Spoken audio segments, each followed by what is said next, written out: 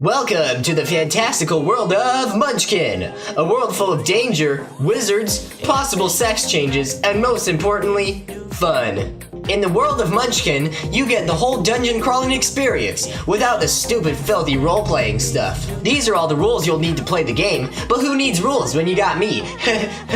The first thing you'll notice is that there are two decks. The deck with the white cards are called door cards.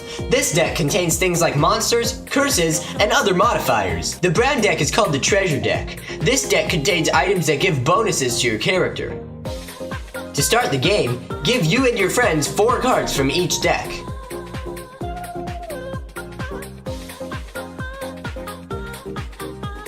Now we'll go over what to do when you get your hand. Once you receive your cards, you may immediately put any class, race, or bonuses in play, and carry any items you like. This is a card with a bonus. The number at the top signifies the amount added to your combat strength by the item. This one hand at the bottom tells you what space on your character this item fills. You can only have 2 hands, 1 headgear, 1 armor, and 1 footgear, like these boots of running really fast. And only one of these items can be big, like this tuba of charm, so be sure to manage your items carefully. Some items also have effects on your Munchkin, like the boots of running really fast, which gives you +2 to run away. These are class and race cards. They're almost the same thing, as they both turn your Munchkin from a boring old human into something like an elf wizard. The races and classes give you special abilities and, potentially, special weaknesses to monsters. You can only have 1 class card and 1 race card in play at a time, unless you have a card that lets you do otherwise. Like this Super Munchkin.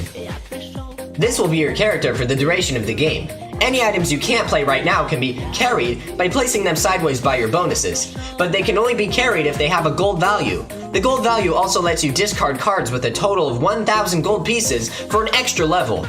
This cannot be the winning level. Now we'll go over the phases of a turn. Once you run out of things to play in your hand, your next step is to kick down the door. This is done by turning one of the door cards upright for all to see. If it's a monster card, indicated by the level at the top, or a curse card, it affects you immediately. The curse's effects are added to you. Other players may play curses on you as well, which can lead to some silly hijinks between you and your friends. The monsters engage you in combat immediately. To fight a monster, you must first understand what a monster is. This is the monster's level. You defeat a monster by having a combat total larger than the monster's level. A tie in strength is a win for the monster, along with if you have a total less than the monster's level. In this case, the monster's bad stuff is applied to you. This can be anything from losing a level to dying, so be careful not to lose. If you can't beat the monster, you have 2 options. Option 1 is to ask a fellow player for help. They may refuse, accept, or ask for something in return, like one of the monster's treasures. The other option is to attempt to run away from the monster. A roll of 5 or higher guarantees you get away safely. Anything lower, and it's bad stuff for you. If you do manage to beat the monster, you gain 1 level, 2 in some cases, and draw the amount of treasure cards printed on the monster's lower right corner. If you did not draw a monster card, you may play a monster from your hand if you got the nuts. Beware, because other players may also play modifiers on the monster, which can boost its combat strength. One-shot items, usable only once, may be used in combat to add the written bonus to either side. Your friends can do this against you to really mess you up. If you don't want to do anything, you can simply draw another door card from the deck and place it into your hand, regardless of whether it's a monster card or a curse card. This is known as looting the room, and it's the second to last phase in your turn. The last phase is charity, which basically means you have to give cards to the lowest level player until you have 5 or less cards in your hand. But we won't go into depth on that one. The object of the game is to level up by defeating monsters. Keeping track of your level can be done with coins, spinners, 10-sided die, or an app on your phone. The game ends when one player reaches level 10.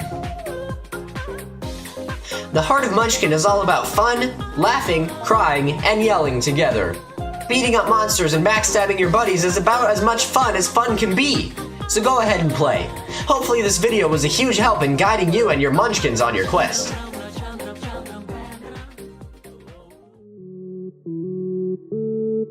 Thank you.